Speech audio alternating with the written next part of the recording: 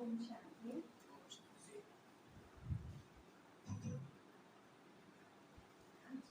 25 तारीख के होते हैं।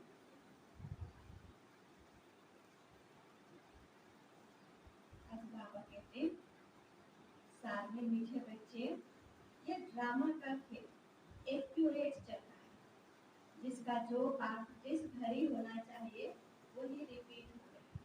बाबा कहते ये ड्रामा का पार्ट क्या हो रहा है, एक्यूरेट चल रही है, जिसका जो पार्ट ड्रामा में रिपीट होना चाहिए वही हो रही है। यह बात यथार्थ रीति समझना है, इन बातों को बच्चों को यथार्थ रीति समझना है। प्रश्न है, तुम बच्चों का प्रभाव कब निकलेगा?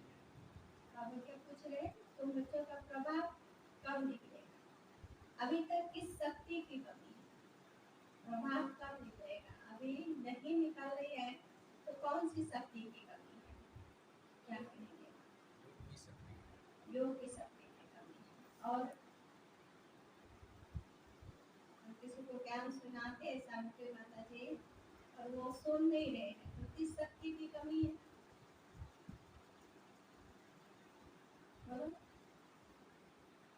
कौन सी शक्ति की कमी है? धारणा की कमी है। अच्छा, बाबा के उत्तर में जब योग में बहुत मजबूत होंगे तब प्रभाव निकलेगा। जब योग में बहुत मजबूत होंगे ना, बहुत पावर रहेगी, तब प्रभाव निकलेगा। अभी वो जौहर नहीं है, याद से ही शक्ति मिलती है। ज्ञान तलवार में याद का जौहर चाहिए, जो अभी तक कम है। ज्ञान तलवार है और याद क्या है, धार है, जौहर है।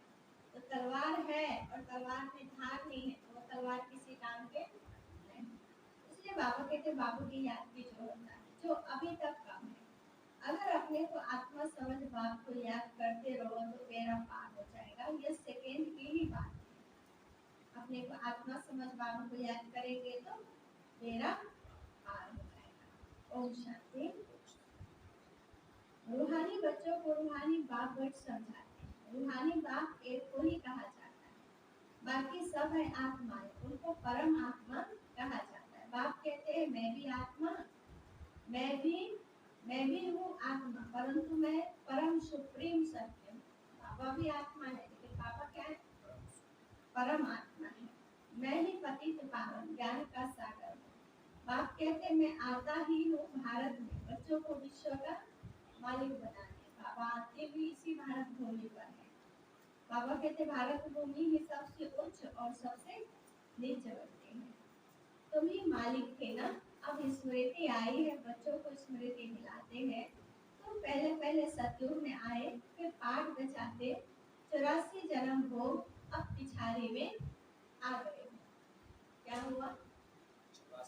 सतयुग में आए थे, बहुत सुखी थे, फिर त्रेता में भी बहुत सुखी थे, द्वापर से धीरे धीरे सुख कम हो गया। अभी कलयुग में बाबा क्या कहते हैं, दुख की अति है। अभी संसार में आप देखेंगे बीमारी भी उतनी तो बुराई भी उतनी, दोनों अति पर है, चरम पर है। बाबा कहते हैं पिछाड़ी में आ गए हो, 84 जन्म भोग, अब पिछाड़ी में आ गए हो। तुम अपने को आत्मा समझो। आत्मा अविनाशी है, ये शरीर विनाशी है। आत्मा ही देह के साथ आत्माओं से बात करती है। आत्मा अभिमानी होकर के नहीं रहते हैं तो जरूर देह अभिमान है। अगर स्वयं को आत्मा समझ के नहीं बैठ सकते तो जरूर क्या है, देह अभिमान है। मैं आत्मा हूँ यह सब भूल गए हैं। कहते भी है पाप आत्मा पुण्य आत्मा महान आत्मा, वो फिर परमात्मा तो बन नहीं सकते। आत्मा कभी भी परमात्मा नहीं बन सकते। कोई भी अपने को सिद्ध कर न सके। शरीरों के सिद्ध नाम तो बहुत के हैं, है ना, शरीर के नाम तो बहुत ने रखा है इसको खत्म।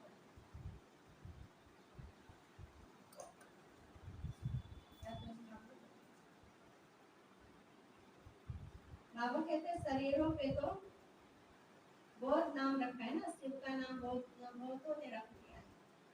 किसी का नाम है शिव कुमार, कम कर दीजिए, सेकेंड नंबर, सेकेंड शुरू से सेकेंड।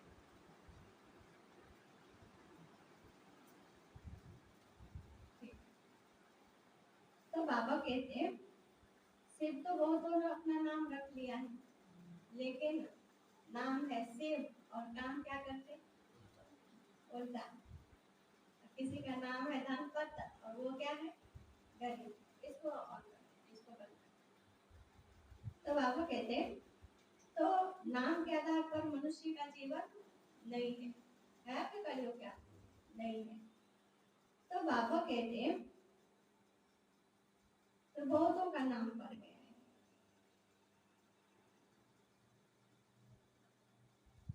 आत्मा जब शरीर में प्रवेश करती है तो नाम पड़ता है, क्योंकि शरीर से ही पाठ बचाना होता है। उसको बंद कर दीजिए और 6 नंबर चलाना 5 नंबर।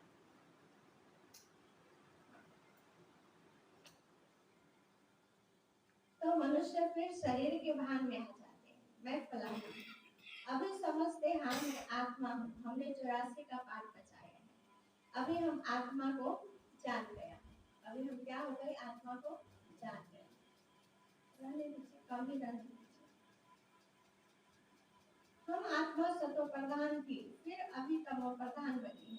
बाप आते ही तब है जब सब आत्माओं पर कट लगी हुई है। बाबा कब आते हैं जब आत्मा पर कट लगी हुई है, शरीर पर नहीं। शरीर को तो हम रोज धोते, रोज इसका स्नान करते हैं, पर आत्मा का स्नान तो होता नहीं है।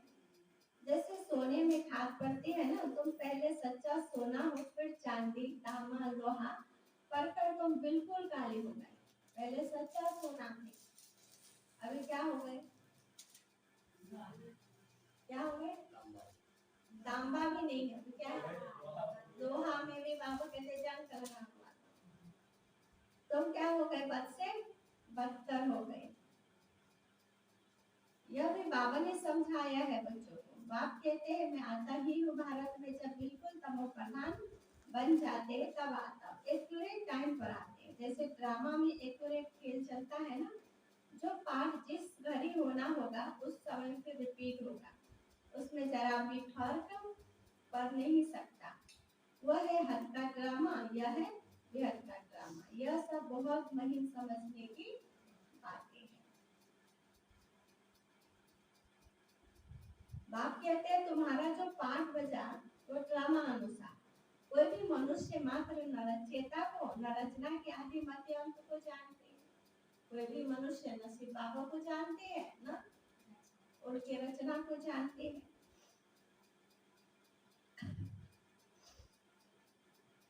ऋषि मुनि भी नेति नेति करते गए। अब तुमसे कोई पूछे रचयिता और रचना के आदि मध्य अंत को जानते हो, तो तुम झट कहेंगे हाँ। सो भी तुम सिर्फ अभी ही जान सकते हो, फिर कभी नहीं। अब कहते वो भी बातें तुम अभी ही जान सकते हो, फिर कभी तो नहीं जानेंगे। बाबा ने समझाया है तुम ही मुझ रचयिता और रचना के आदि मध्य अंत को जानते हो। अच्छा, यह लक्ष्मी नारायण का राज्य कब होगा? कब होगा? अब वो कहते दुनिया में यह जानते होंगे नहीं, इनमें कोई ज्ञान नहीं है। यह तो वंडर है। तुम कहते हो हमारे में ज्ञान है, क्या भी तुम समझते हो? बाप का पागी एक बार का है, तुम्हारे एम ऑब्जेक्ट ही है ये लक्ष्मी नारायण बनने की। तुम्हारा लक्ष्य ही है लक्ष्मी नारायण बनने की। बन गए फिर तो पढ़ाई की दरकार नहीं रहेगी। बैरिस्टर बन गया सो बन गया। बाप जो पढ़ाने वाला है उनको याद तो करना चाहिए ना। बाबा जो पढ़ाने वाला है उनको याद तो करना पड़ेगा ना। तुमने सब सहज कर दिया है। बाबा बार बार तुम्हें कहते हैं पहले अपने को आत्मा समझो। मैं बाबा का हूँ। पहले तुम नास्तिक थे, अभी आस्तिक बने हो। इन लक्ष्मी नारायण ने भी आस्तिक बनकर ही यह वर्षा लिया है जो अभी तुम ले रहे हो। अभी तुम आस्तिक बन गए हो। आस्तिक नास्तिक यह अक्षर इस समय के हैं, वहाँ यह अक्षर ही नहीं। कहाँ पर? सत्युग में। आस्तिक नास्तिक का बात नहीं होगा, क्योंकि वहाँ पे क्या होगा? सभी एक समान होंगे। यहाँ प्रश्न उठते हैं तब तो पूछते हैं रास्ता और रचना को जानते हो? तो कह देते नहीं। भाभी आकर अपना परिचय देते हैं, फिर और रचना के आदि मध्य अंत का राज समझाते हैं। बाप है बेहद का मालिक रचता। बाबा क्या है? बच्चों को समझाया गया है और धर्म स्थापक भी जरूर यहाँ आते हैं। तुमको साक्षात्कार कराया था। इब्राहिम क्राइस्ट आदि कैसे आते हैं? वो तो पिछाड़ी में जब बहुत आवाज निकलेगा तब आएंगे। अभी तो बाबा क्या कहते हैं, अभी तो कलयुगांत का समय है। जब फिर पिछाड़ी बाबा की तो बहुत आवाज निकलेगा तो फिर वो आएंगे, फिर अपने अपने समय पर आकर धर्म स्थापन करेंगे। बाप कहते बच्चे देश सहित देह के सर्व धर्म को त्याग मुझे याद करो। क्या करना है? अभी बोलिए। बाबा कहते देह को भी त्यागो, देह के धर्मों को भी त्यागो, और जितना जितना बाबा त्यागने को कहता है उतना उतना क्या होता है? अरुण माता जी बढ़ रहा है ना। कभी मोह बढ़ता है, कभी लोभ बढ़ता है, कभी कुछ बढ़ता है। क्या सावित्री माता जी पूछा कि मैंने? अच्छी बात। सेकंड की बात है, मुक्ति में जाने के लिए ही भक्ति आधा कल्प करते हैं, लेकिन कोई भी आत्मा वापस जा नहीं सकती। अभी तो भक्ति में कितना लोग भोले हो गए हैं। अभी हम विचार करें तो अभी देखिए, एक तरफ तो भक्ति का भी बोलबाला है और दूसरी तरफ पाप का भी बोलबाला है। जितना अभी मनुष्य भक्ति में लिप्त है उतना पाप भी बढ़ रही है। तो फिर जो भक्ति करने वाले हैं तो क्या वो पाप करते हैं? सोचने वाली बात है ना। जब इतनी भक्ति बढ़ रही है, इतना सब कुछ बढ़ रहा है, फिर भी पाप कम नहीं हो रही। एक तरफ विकास हो रहा है, दूसरी तरफ विनाश हो रही ना। एक तरफ मनुष्य कहते हैं मुझे मेरे पास सुख सुविधाओं के सभी साधन है, दूसरी तरफ दुख अशांति परेशानी बढ़ रही है। तो बाबा कहते कहीं ना कहीं इसका कारण क्या है? मन के अंदर की मनोवृत्ति। अभी तो दशहरे चल रहे हैं ना, आज तो चौथी पूजा है ना दुनिया के हिसाब से, तो कितने भक्ति भावना से वो पूजा करेंगे, ये करेंगे। तब सोचने वाली बात है कि जिस रावण को हमने कब का जला दिया है, जो रावण कब का मर गया, उस रावण को हम जलाते रहते। हम हर बरस दशहरा मनाते, कहते बुराई पर अच्छाई की जीत है। तो क्या सच में अच्छाई की जीत हो रही है? तो फिर मनाने का भी कोई अर्थ नहीं रहा। तो बाबा कहते ये समझ की बात है, जब तक हम अपने अंदर की मनोवृत्ति को समाप्त नहीं करेंगे तब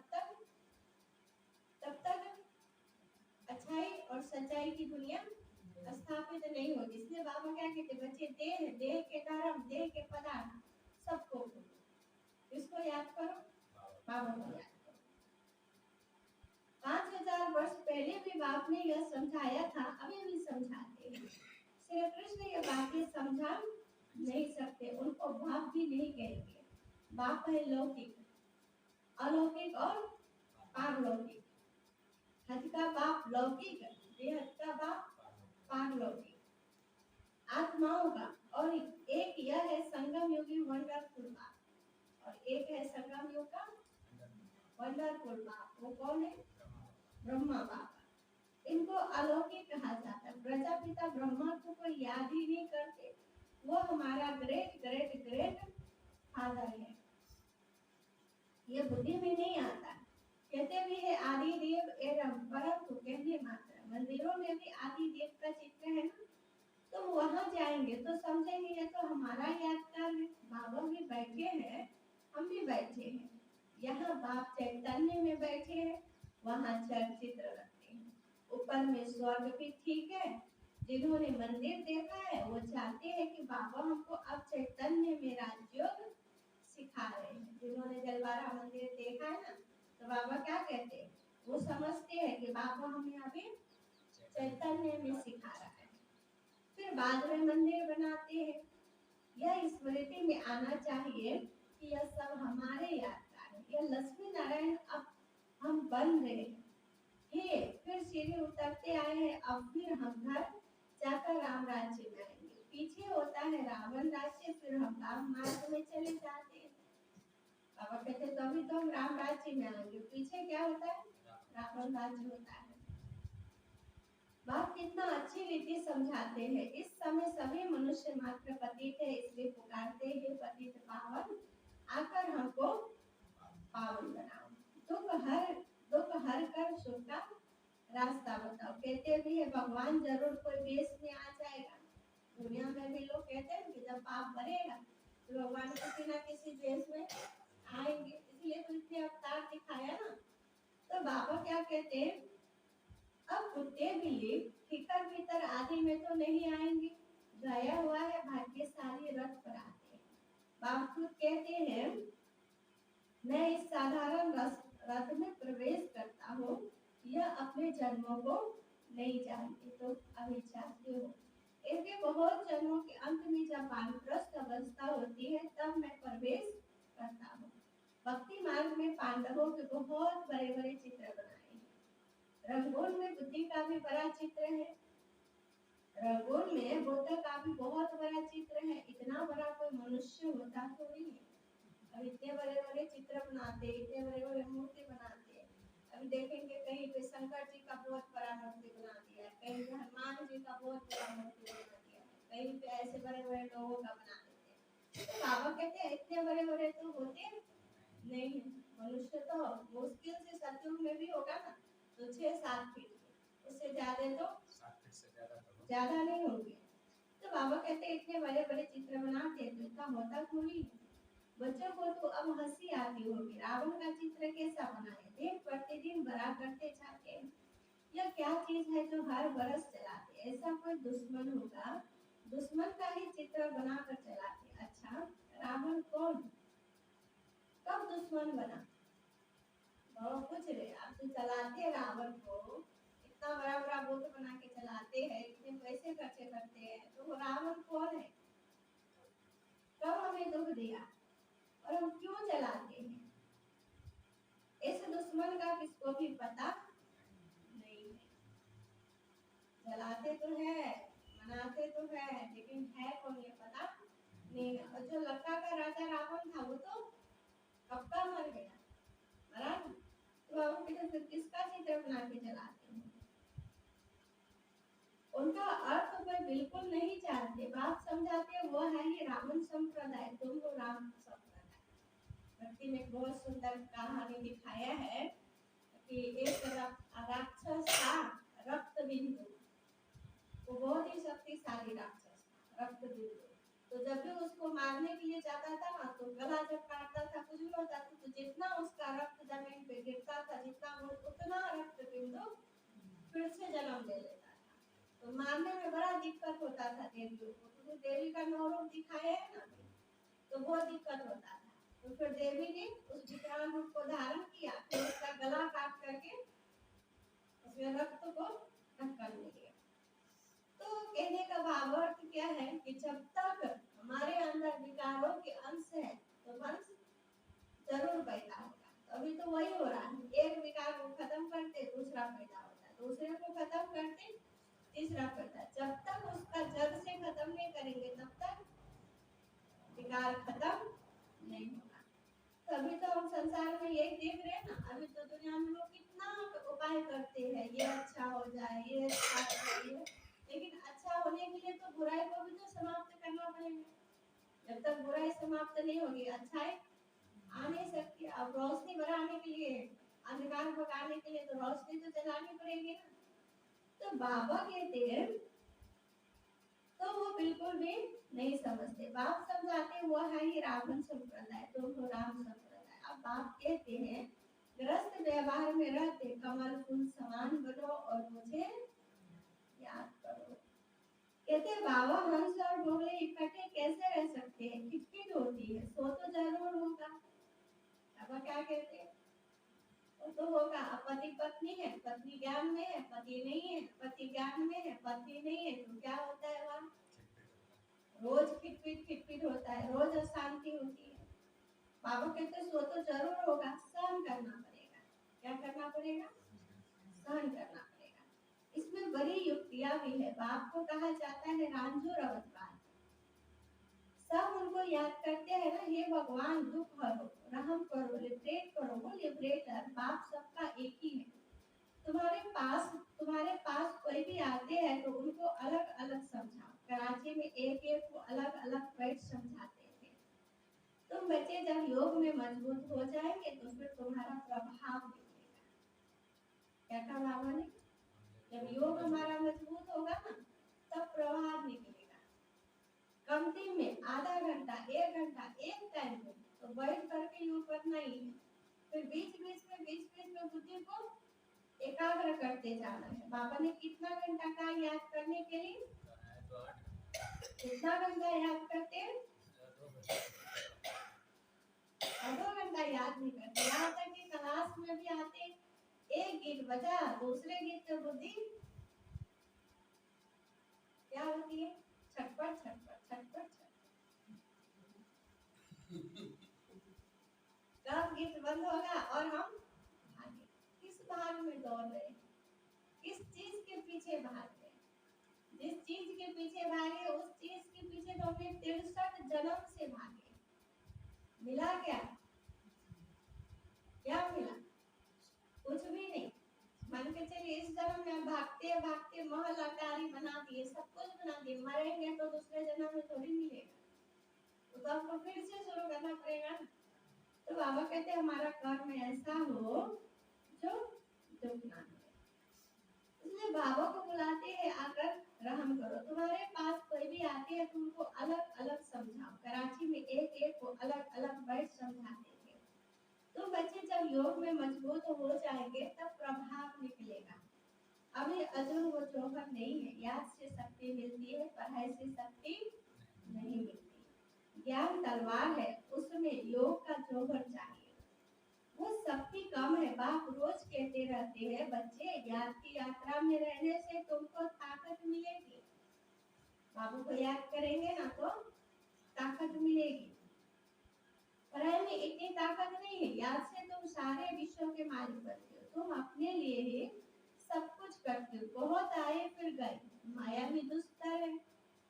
बहुत बच्चे आए ना सब चले गए, कुछ ही बचा। बाबू क्या कहते माया कम नहीं है।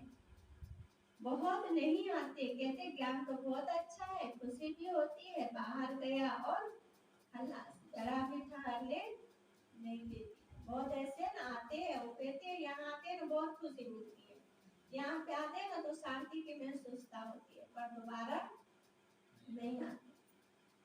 तो बाबा कहते कोई कोई को बहुत खुशी होती है, ओ अब पापा आए हैं, हम तो चले अपनी सुविधा में। बाप कहते अभी पूरी राजधानी स्थापन ही कहाँ हुई है।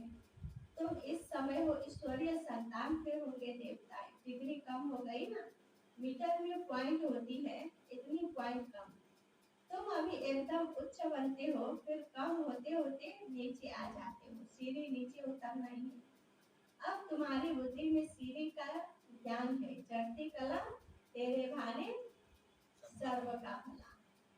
अगर हम ऊंचाई को प्राप्त करेंगे, सदगति को प्राप्त करेंगे तो सबको गति मिल जाएगी। इसलिए बाबा कहते चढ़ती कला, सभी बोलिए, सर्व का भला। फिर धीरे धीरे उतरती कला होती है। शुरू से लेकर इस चक्र को अच्छी रीति समझना है। इस समय तुम्हारी चढ़ती कला होती है क्योंकि बाप साथ है ना। अभी इस समय चढ़ती कला होती है, क्यों होती है? बाबा साथ है ना। ईश्वर जिसको मनुष्य सर्वव्यापी कह देते हैं वो बाबा मीठे मीठे बच्चे कहते रहते हैं। जिसको दुनिया में सर्वव्यापी कहा वो बाबा हम बच्चों को मीठे मीठे बच्चे कहते हैं। और बच्चे फिर बाबा बाबा कहते रहते हैं। तो जब बाबा मीठे बच्चे के हैं तो हमें क्या कहना है? मीठे बाबा। तो कहते हैं शुरू में बाबा मीठे बच्चे कहते हैं। आप कहते हैं मीठे बाबा जी? बाबा कहते हैं? कहाँ कहते? नहीं कहते तो कहना चाहिए ना। जब भी मीठे बच्चे बाबा कहे तो क्या कहना चाहिए? जी बाबा या जी मीठे बाबा, ऐसे कहना चाहिए। बाबा हमको पढ़ाने आए हैं। आत्मा पढ़ती है, आत्मा ही कर्म करती है। हम आत्मा शांत स्वरूप हूँ। कौन हूँ? इस शरीर द्वारा कर्म करती हूँ। अशांत अक्षर ही तब कहा जाता है जब दुख होता है।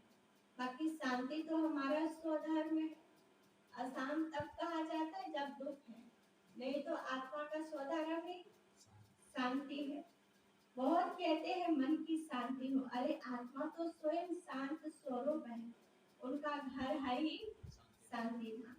तुम अपने को भूल गए हो, तुम तो शांति धाम के रहने वाले थे, शांति वहाँ ही मिलती है। आजकल कहते हैं एक राज्य एक धर्म एक भाषा हो, one cast one religion one God.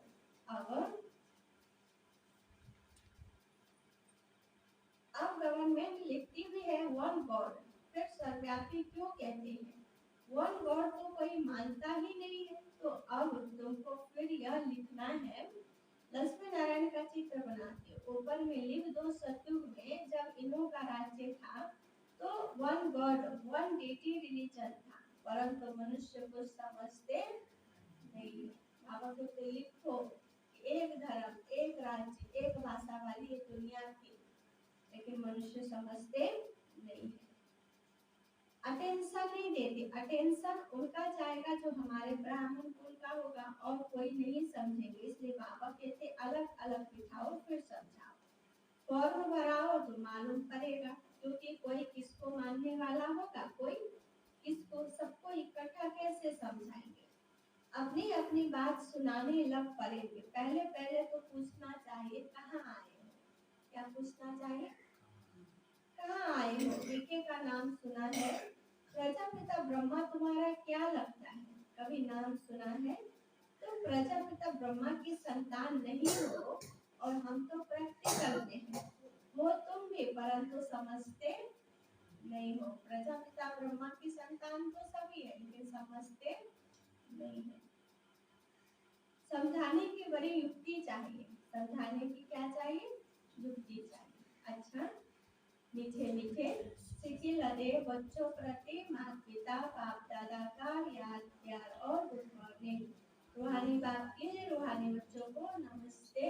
हम रूहानी बच्चों के रूहानी बाप दादा को याद प्यार और गुड मॉर्निंग, नमस्ते नमस्ते। मेरा बाबा प्यारा बाबा मीठा बाबा, शुक्रिया बाबा शुक्रिया। धागा नंबर 1 में है, मंदिरों आदि को देखते सदा यह स्मृति रहे कि यह सब हमारी ही यात्रा है। मंदिरों को देखते हैं, मूर्तियों को देखते हैं, तो बाबा कहते क्या समझो, ये देवी देवताएं हमारे ही स्वरूप है, हमारे ही यादगार है।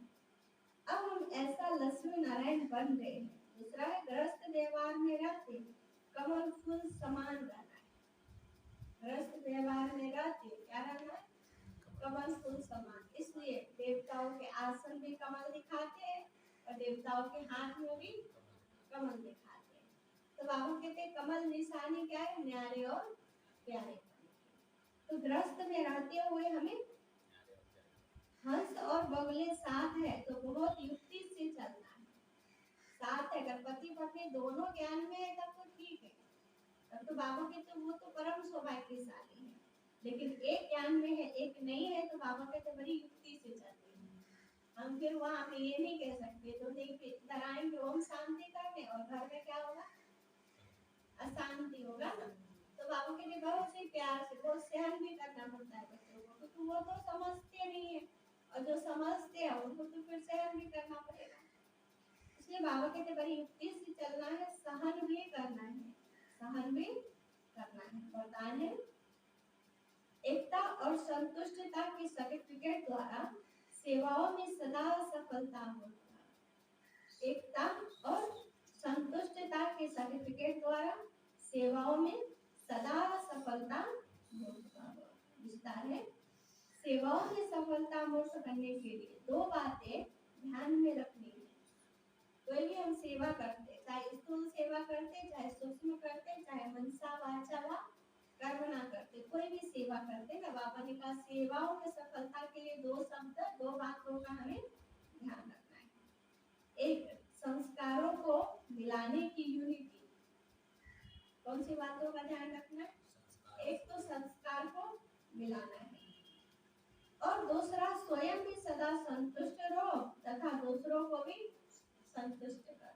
स्वयं भी संतुष्ट रहो और दूसरों को भी संतुष्ट करो। सदा एक दो में स्नेह की भावना से श्रेष्ठता की भावना से संपर्क में आओ तो ये दोनों सर्टिफिकेट मिल जाएंगे। अगर संपर्क में आते हैं, संबंध में आते हैं, तो बाबा कहते एक भावना रख करके, एकता की भावना रख करके आओ। तो बाबा ने कहा तो सदा श्रेष्ठ भावना से सर्टिफिकेट मिल जाएंगे। फिर आपके प्रैक्टिकल जीवन पाप की सूरत का दर्पण बन जाएगा। तो बाबा ने कहा ना, जब हम संगठन में रहते हुए शुभकामना रखते हैं, श्रेष्ठ कामना रखते हैं, तो वहाँ सफलता मिलती है। और जहाँ सफलता मिलेगी वहाँ हम भी संतुष्ट रहेंगे और हमसे दूसरे भी संतुष्ट रहेंगे। और बाबा ने कहा बाबा आपकी सूरत से दिखाई देगा। कैसे दिखाई देगा? सूरत से। बाबा तो ज्योति बिंदु है, तो बाबा कैसे दिखेगा? लास्ट में बाबा ने कहा ना, सभी कहेगा मेरा बाबा आ गए। वो कैसे दिखेगा? आपकी सूरत से बाप दिखाई देगा। जैसे पहले ब्रह्मा बाबा के पास कोई जाते थे तो क्या दिखाई देता था? उनके इष्ट देव दिखाई देते थे, बाबा नहीं दिखाई देते थे। जो भी कोई अज्ञानी बाबा के पास जाते थे ना, ब्रह्मा बाबा के पास, तो उनके इष्ट देव दिखाई देते थे। तो बाबा क्या कहते, लास्ट में सभी कहेंगे मेरा बाबा आ गया। तो सभी को एक ही स्वरूप दिखाई देगा, वो परमात्मा का स्वरूप तब दिखाई देगा जब हमारे कर्म श्रेष्ठ होंगे। बाबा कहते फिर आपकी प्रैक्टिकल जीवन बाप की सूरत का दर्पण बन जाएगा। और उस दर्पण में बाप जो है, जैसा है वैसा दिखाई देगा। आपकी सूरत बाप की सीरत बन जाएगी, बाप का दर्पण बन जाएगा। और उस दर्पण से कौन दिखाई देगा?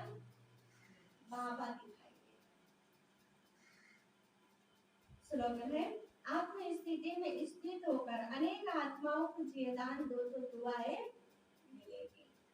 आत्म स्मृति में बाबा ने कहा स्थित होकर अनेक आत्माओं तक शुभ भावनाओं और शुभकामनाओं के प्रकंपन फैलाओ, सुख शांति का दान दो। तो बाबा कहते उनको जीवदान मिलेगी, और जिनको जीवदान मिलेगी वो आपको दुआएं देंगे। क्या देंगे सत्यनारायण भाई जी? दुआएं देंगे। अब इतनी सारे हैं, अब लगन की अग्नि को प्रज्वलित कर योग को ज्वाला रूप बनाओ। जैसे अग्नि में कोई भी चीज डालो तो नाम रूप गुण सब बदल जाता है, बदल जाता है ना। आग में कुछ भी डालेंगे तो सब बदल जाएगा। ऐसे जब बाप के याद के लगन की अग्नि में पड़ते हो तो परिवर्तन हो जाते हो। मनुष्य से ब्राह्मण बन जाते हो, फिर ब्राह्मण से फरिश्ता तो देवता बन जाते हो। लगन की अग्नि से ऐसा परिवर्तन होता है जो अपनापन कुछ भी नहीं रहता। इसलिए याद को ही ज्वाला रूप कहा जाता है। बाबा क्या कहते हैं, लगन की अग्नि में, उस अग्नि में हम रहेंगे ना, तो बाबा कहते हैं हमारे भी स्वभाव संस्कार क्या हो जाएगा? परिवर्तन हो जाएगा। और उसी को ज्वाला रूप कहा जाता है बाबा की याद से। सभी अपने हाथ को सर पे लेंगे, हाथ को सर पे लीजिए, बैठो, अनुभव करेंगे बाबा वरदान जो हमें दिए हैं। और मेरे साथ सभी बोलेंगे, एकता और संतुष्टता के सर्टिफिकेट द्वारा सेवाओं में सदा सफलता मूर्त भाव। एकता और संतुष्टता के सर्टिफिकेट द्वारा सेवाओं में सदा सफलता मूर्त भाव। आत्म स्थिति में स्थित होकर, सभी बोलेंगे, आत्म स्थिति में स्थित होकर अनेक आत्माओं को चेतन दो तो दुआएं मिलेगी। आत्म स्थिति में स्थित होकर अनेक आत्माओं को चेतन दो तो दुआएं मिलेगी। आज का सम्मान है, मैं सदा सफलता मूर्त आत्मा हूँ। मैं कौन सी आत्मा? मैं सदा सफलता मूर्त आत्मा हूँ। बाबा कहते मीठे बच्चे, कोई नहीं बोला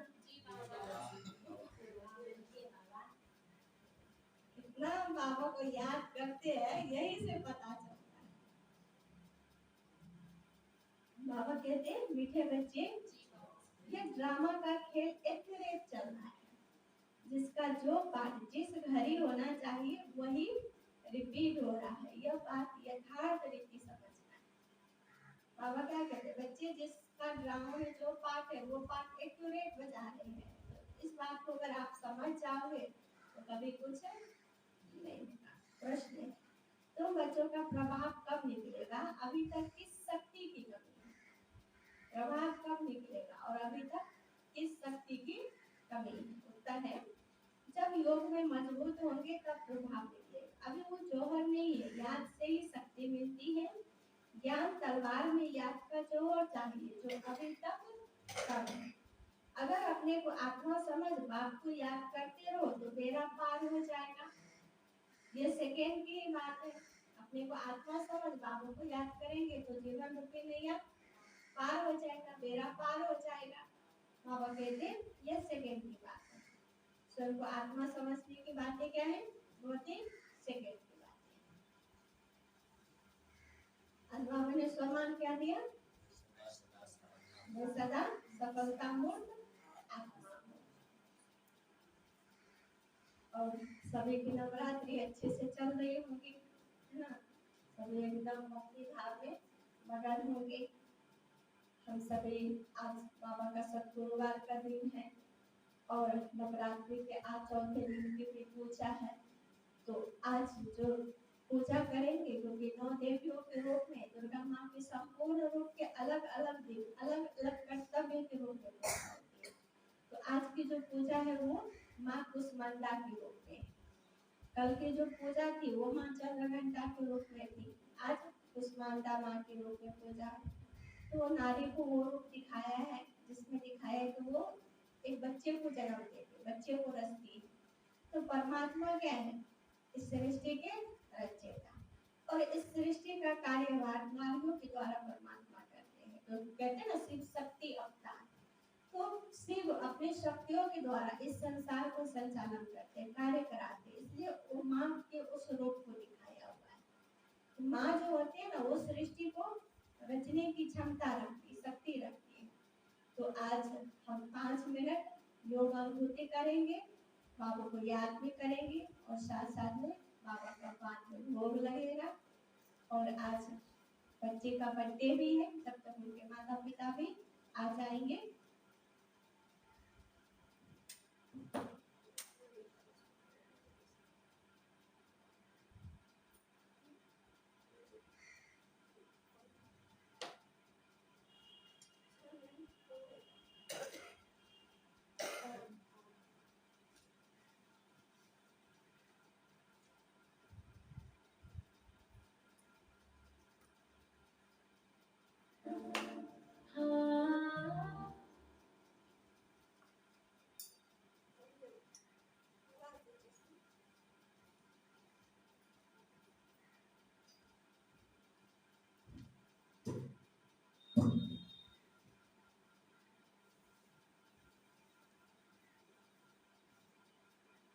अभी हम 5 मिनट योग अनुभूति करेंगे, उसके बाद भोग लगेगा।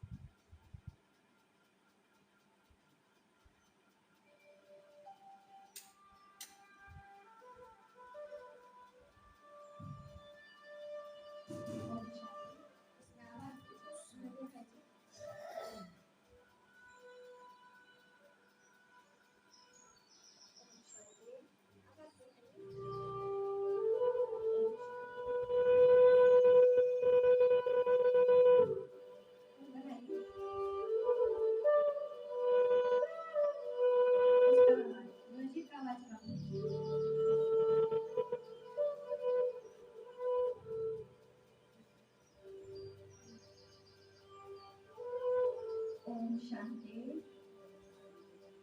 और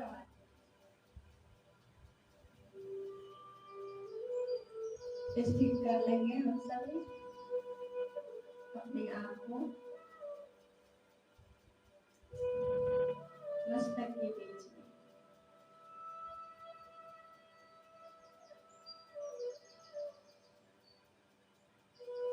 अनुभव करेंगे।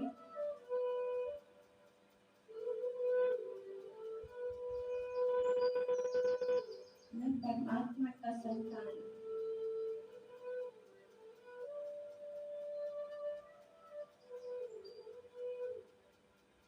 एक डायमंड हीरा इस मस्तक के बीच चमक रहा।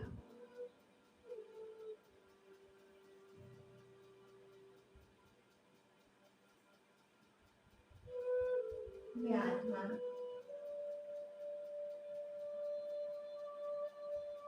सर्व शक्तियों के अधिकारी,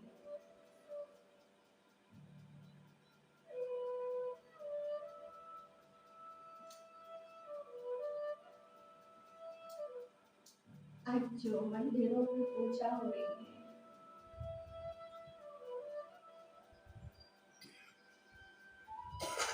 माँ कुष्मांडा रूप की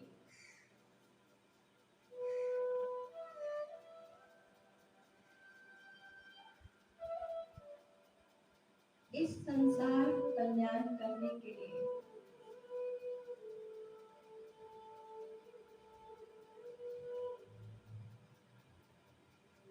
इस संसार को सृजन करने के लिए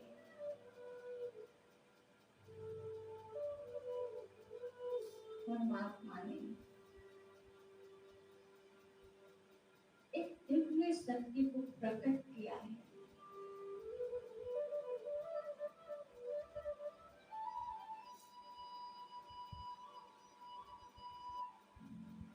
अपने को उस स्वरूप में देखेंगे,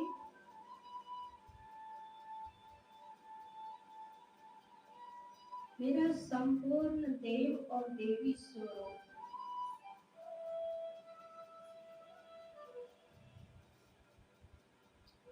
इस संसार को कल्याण करने की शक्ति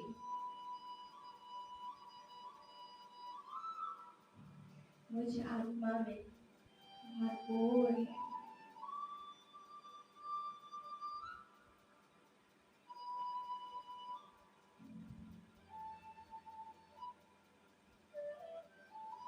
जैसे माँ कुष्मांडा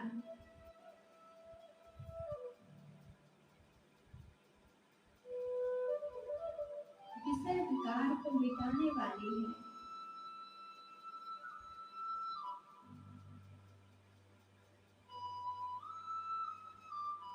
असुरों को समूल नाश करने वाली है,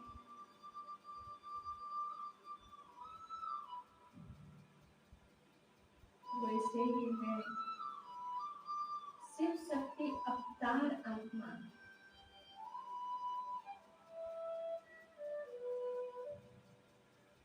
अपने मन के अंदरों से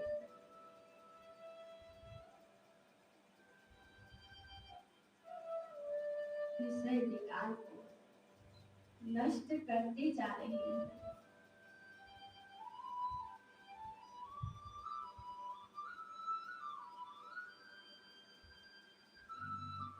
मेरे मन के अनेक बुरे भाव, बुरे विचार परमात्मा शक्तियों की किरणें पड़ते ही वो समाप्त हो रही है।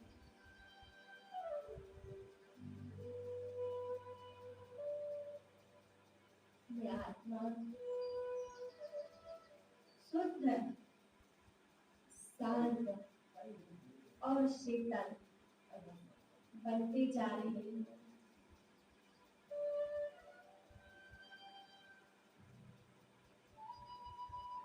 इस जन जन का कल्याण करने के लिए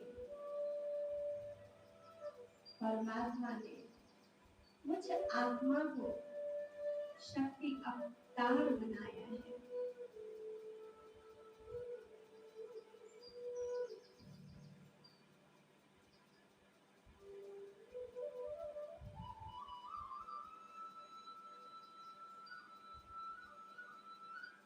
काम, क्रोध, लोभ, मोह, अहंकार के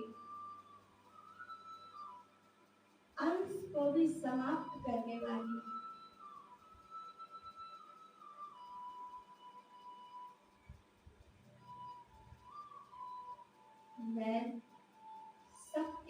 अवतार हो।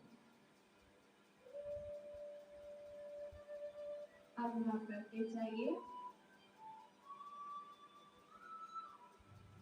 परमात्मा शक्ति मुझ आत्मा पर पड़ रही है।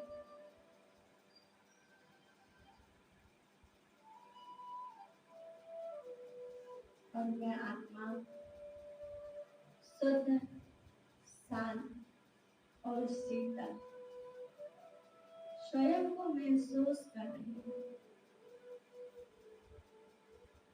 यह शरीर भी मेरा संपूर्ण रूप से हल्का हो चुका है।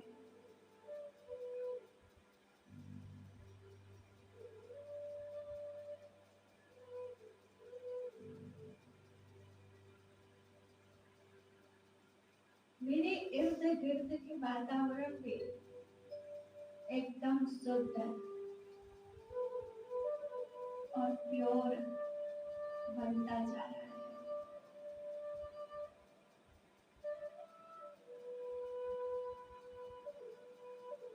मेरे अंदर की अशुद्धि से बाहर का वातावरण बहुत दूषित हो चुका है।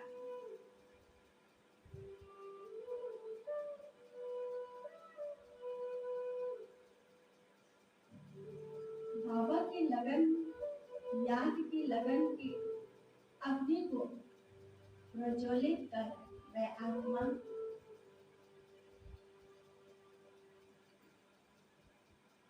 विघ्न विनाशक बन रही हूँ।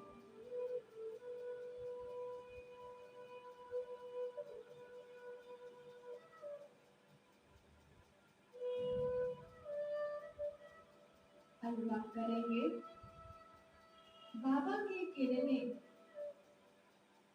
यहाँ से निकल करके पूरे ब्रह्मांड में फैल रही है।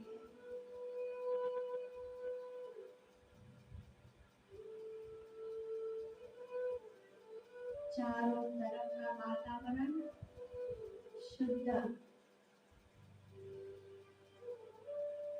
भय मुक्त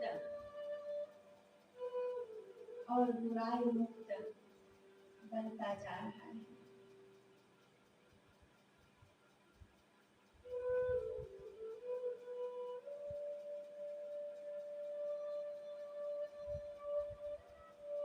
मैं आत्मा सिर्फ बाबा के साथ कंबाइन होकर के सभी को सुख शांति का वरदान दे रही हूँ।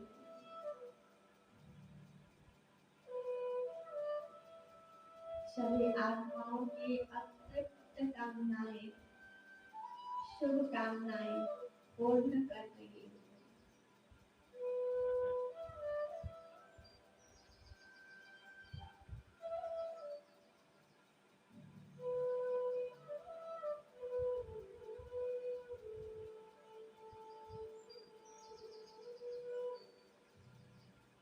मेरे जन्म जन्म के विकर्म में सभी दग्ध हो रहे हैं।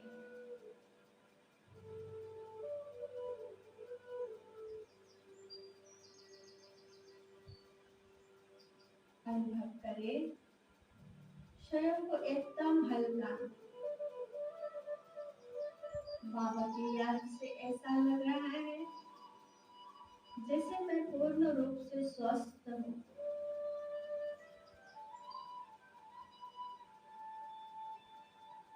मन की आंखों से अपने शरीर के हर एक अंग तक परमात्मा की किरणें को फैलाते जाएंगे।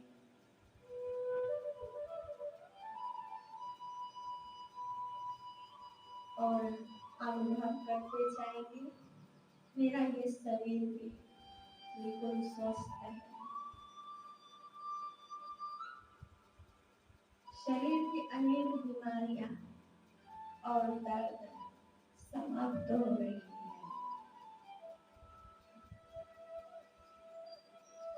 जैसे ही मैं आत्मा अपने मन के मनोविकार को समाप्त करती हूँ, वैसे मेरा शरीर भी निर्मल और कंचन बनता जा रहा है।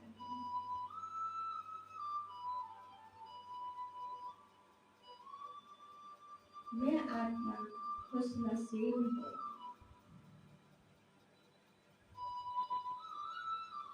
मैं परम सौभाग्यशाली हूँ।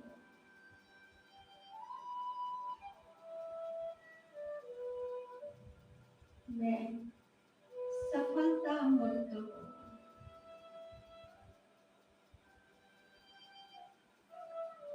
मैं शांत और निश्चिंत हूँ।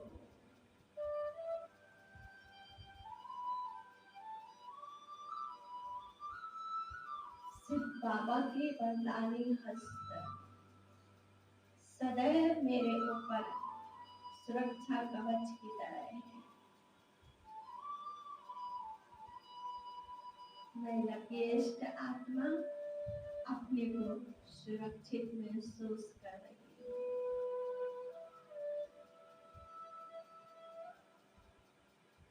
मुझे अपने जीवन को धन्य धन्य बनाना है।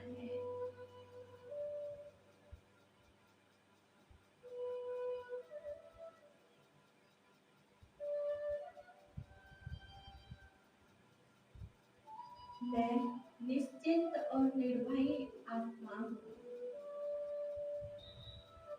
मैं आत्मा मस्त सर्वशक्तिमान हूँ।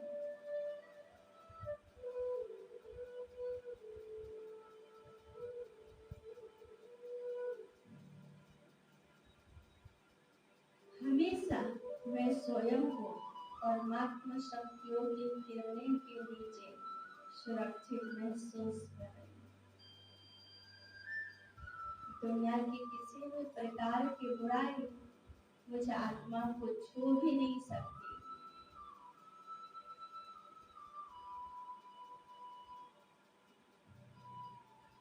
हर बुराई,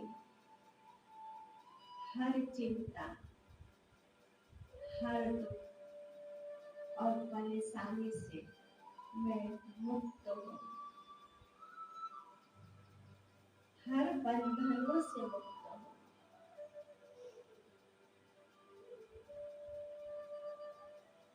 संपूर्ण दुर्गुणों को नाश करने वाली माँ का हाथ भी मेरे सिर पर है। मैं खुशनसीब। मेरे घर के वातावरण भी एकदम पॉजिटिव है।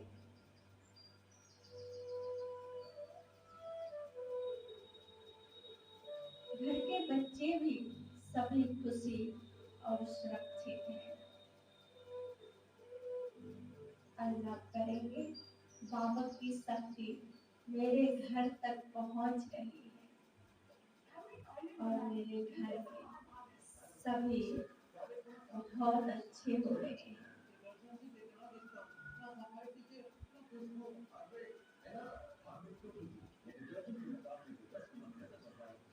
बाबा के वरदानी दृष्टि का अनुभव करते हुए मैं आत्मा मन की आंखों से देखे बाबा की दृष्टि मुझे मिल रही है और बाबा मुस्कुरा करके मुझे गले लगा रहे हैं।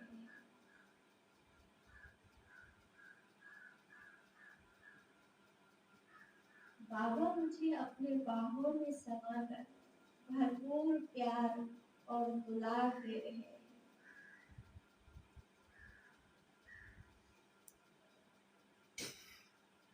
बाबा के सानिध्य में मैं आत्मा स्वयं को छोटा बच्चा के समान निश्चिंत अनुभव कर रहा हूँ। मेरी चिंताओं के पोटली बाबा ने ले लिया है।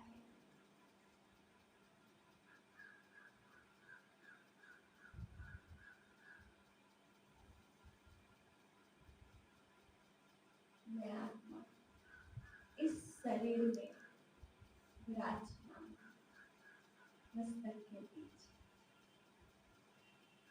ये शरीर मेरा मंदिर है और मैं आत्मा इस शरीर रूपी मंदिर की मालिक देव और देवी।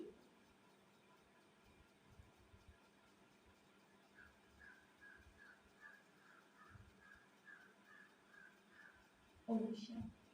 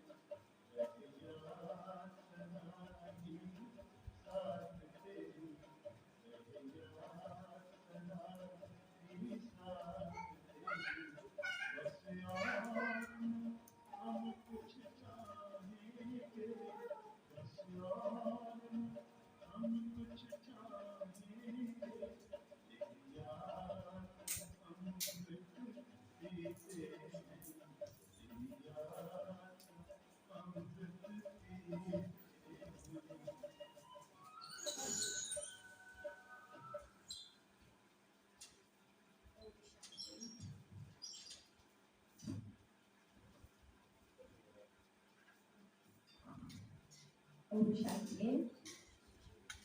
आवाज नहीं आ रही आप लोग की? ओम शांति। ओम शांति। कैसा लगता है ओम शांति बोलने में? एक बार फिर से बोले, ओम शांति। आज बहुत ही खुशी का दिन है। जैसे हम बाबा के अवतरण के दिन शिवरात्रि को बहुत प्यार से मनाते हैं ना, कहते हैं ना किसी का जन्म बहुत ही विशेष बात है। 2-3 बातें हम अपने जीवन में कभी नहीं बोलते। जन्म दिन, जन्म देने वाली माता पिता और जन्म भूमि, ये 3 बातें हमें सदा स्मृति में रहती है। और हम सभी के अभी बीच आएंगे हमारी मीठी आजा। हम सभी मीठी से अवगत हैं, क्योंकि जितना प्यारा नाम है उतना प्यारी बच्ची भी है।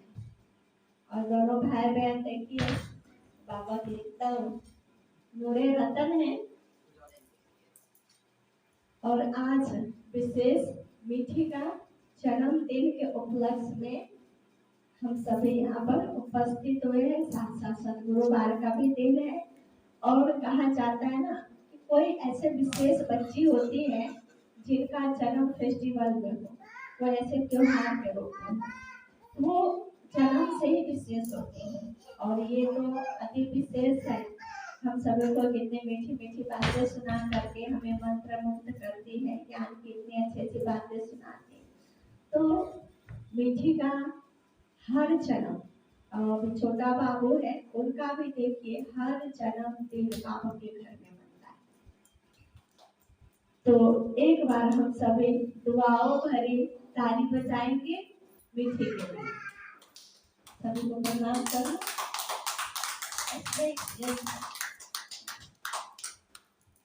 कहते हैं माता पिता के संतान बच्चों पर पड़ता है। तो हमारी ऋचा बहन और सौरभ भाई जी का बहुत अच्छे विचार है, सदा से ही पापा के सहयोगी है। और इसके घर में भी पापा का ज्ञान का हमेशा कोई समान होती है। तो कहते जिनकी रचना इतनी सुंदर, वो कितना सुंदर होगा। तो जो छोटे बच्चे इतने सुंदर है, तो आप सोचिए मम्मी पापा कितने अच्छे।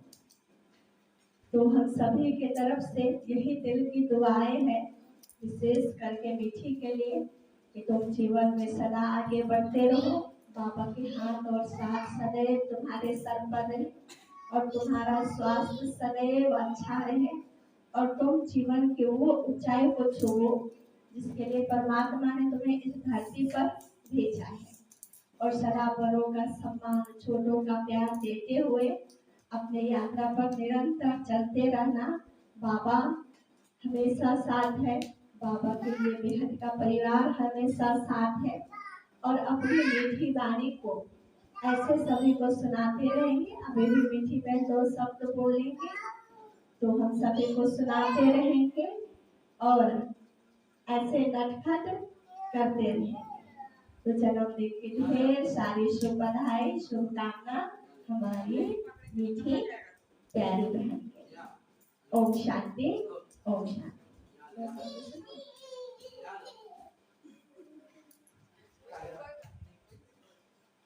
ओम शांति। मैं बाबा और बाबा की प्यारी मीठी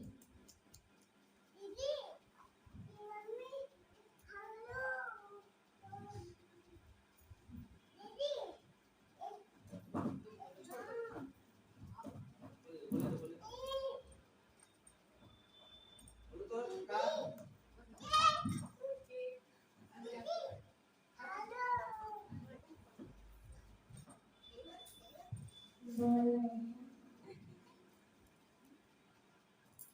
हमें बाबा को हमेशा शुक्रिया करना चाहिए कि हमें सब कितना अच्छा मिला है, शरीर कितना अच्छा मिला है, हमें किसी चीज की कमी नहीं है।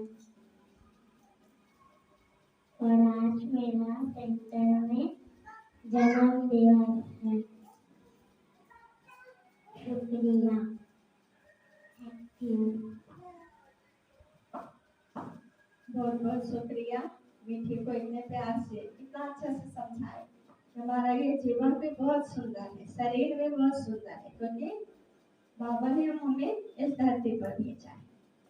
तो अभी एक गीत बजेगा, गीत बजा तो जन्मदिन का दुआ तुमको देते जहाँ और इसमें हम मीठी का जन्मदिन भी मनाएंगे और सभी खड़े हो जाएंगे और अपना बरदानी हाथ बच्चे की तरफ देंगे। हम अपनी दुआएं देंगे ताकि ये जीवन में सदा आगे बढ़ता है, सदा ये उन्नति को पाते हैं, क्योंकि दुआएं बहुत असर करता है।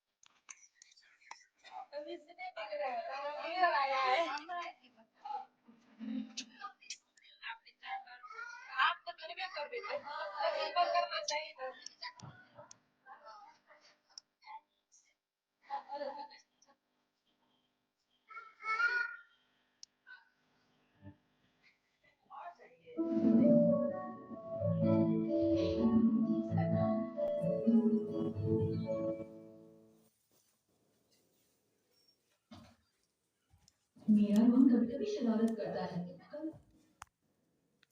आ जाओ। हाँ, ले लीजिए मोबाइल।